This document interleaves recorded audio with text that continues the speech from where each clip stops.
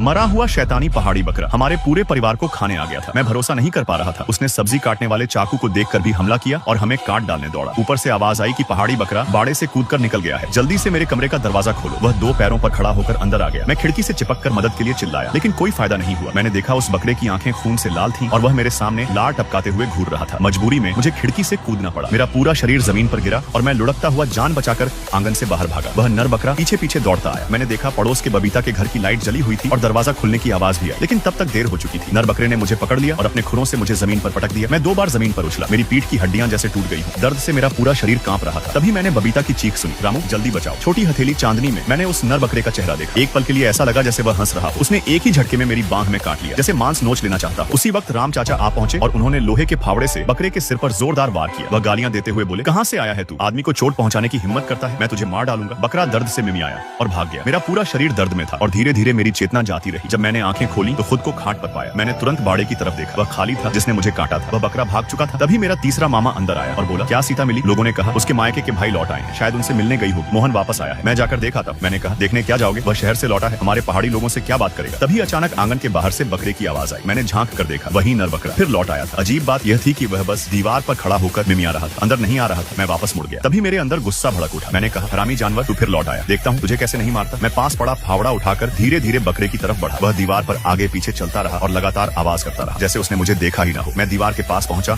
और अचानक पूरा जोर लगाकर फावड़ा घुमाया। वह बकरा उछलकर आंगन के बाहर कूद गया। मैंने गुस्से में चिल्लाया, हरामी, अगर हाथ लगा तो तुझे काट कर खा जाऊंगा। यह कहते हुए मैं फावड़ा लेकर बाहर दौड़ा। वह बकरा वहीं खड़ा रहा, जैसे दादाजी का इंतजार कर रहा। तभी तीसरे दादा दौड़ते हुए आए और बोले, बड़े भाई वापस आ जाओ, ये बकरा ठीक नहीं है। लेकिन इससे पहले कि वह गेट तक पहुंचते, बकरा और दादाजी दोनों अंधेरे में गायब हो गए। तीसरे दादा घबरा गए और पैर पटकते रहे। फिर वह मुझे गीता आंटी के घर ले गए और घबरा कर बोले, छोटी हथेली, वह भी बकरे के पीछे चला गया है। इतनी रात में यह बड़ी चिंता की बात है। आज तुम यहीं रहो, मैं उसे ढूंढने जाता हूँ। गीता आंटी बोली, घबराओ मत, मैं भी साथ चलती हूँ। वह बकरा बहुत अशुभ है, इस बार पकड़ में आया तो मार कर ही दम लेंगे। यह कहकर दोनों दादाजी को ढूंढने निकल गए।